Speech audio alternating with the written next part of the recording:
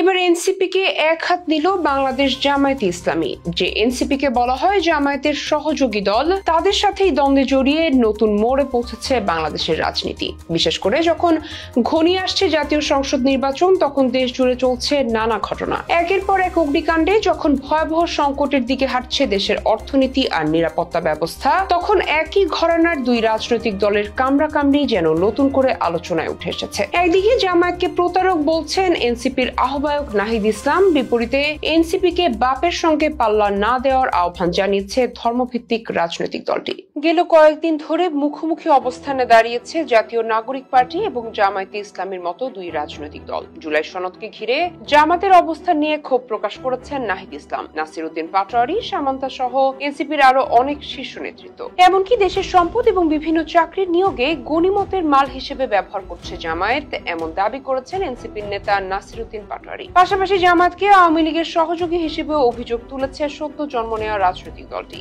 এদিকে এনসিপির এসব কর্মকাণ্ডের জবাব দিয়েছে জামায়াতে ইসলামী ও দলটির সেক্রেটারি জেনারেল অধ্যাপক গোলাম পরওয়ার। নতুন দল এনসিপির উদ্দেশ্যে বলেন, তোমরা নতুন ছাত্রদের দল, জামায়াতে ইসলামের সঙ্গে পাল্লা দিতে গেলে তোমাদের আরো বহুদূর যেতে হবে। জন্ম নিয়েই বাপের সঙ্গে পাল্লা দিও না। গত 20 অক্টোবর সোমবার বেলা 3টায় সাতক্ষীরার তালায় অনুষ্ঠিত ছাত্র যুব সমাবেশে প্রধান অতিথির বক্তব্যে একথা বলেন গোলাম পরওয়ার। এছাড়াও গোলাম পরওয়ার আরো উল্লেখ করেছেন, নতুন গঠিত ছাত্রদের একটি দলের নেতা দুঃখজনক একটি স্ট্যাটাস দিয়ে সমালোচনা করেছেন। ওই নেতা বলেছেন, জামায়াতে ইসলামী সংস্কার চায় না, জামায়াতে ইসলামী সংস্কার ও নতুন সংবিধান সংলাপে ভূমিকা রাখেনি। অথচ ঐক্যমত্য কমিশনে লিখিতভাবে 6টি সংস্কার প্রস্তাবের মধ্যে আমরাই প্রথম পূর্ণাঙ্গ রিপোর্ট দিয়েছি। তারা চাচ্ছেন আমরা যেন তাদের সমালোচনা করি, কেউ তো তাদের নামই নেয় না। জামায়াতের মতো বড় দলের কথা বললে যদি তাদের নাম দু একজন নেয়, আমরা আপনাদের এত আমলে নিই না, এখনই সমালোচনা করো না, সামনে বহুদূর যাবে, পড়ালেখা শিখেছো, তোমাদের জন্য দোয়া করি। 24-এর গণ অভ্যুত্থানে তোমরা অনেক ভূমিকা রেখেছো,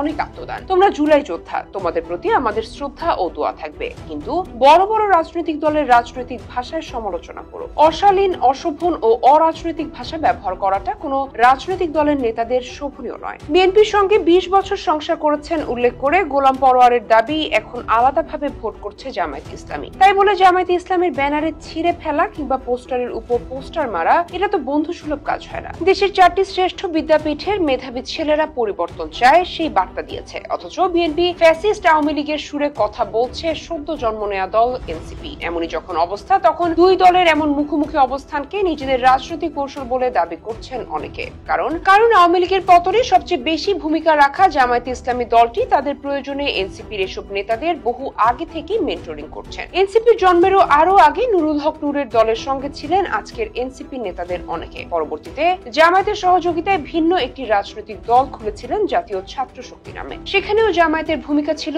অপরিসীম। বিশেষ জামায়াতের ছাত্র সংগঠন ইসলামী ছাত্র শিবিরের প্রভাবে গড়ে উঠেছে নাহিদ আসিফদের আজকের রাজনৈতিক অবস্থান। ফলে এনসিপির সঙ্গে লোক দেখানো এসব বিরোধ কেবলই রাজনৈতিক স্বার্থে, যার ফলাফল পাওয়া যাবে আগামী নির্বাচনে।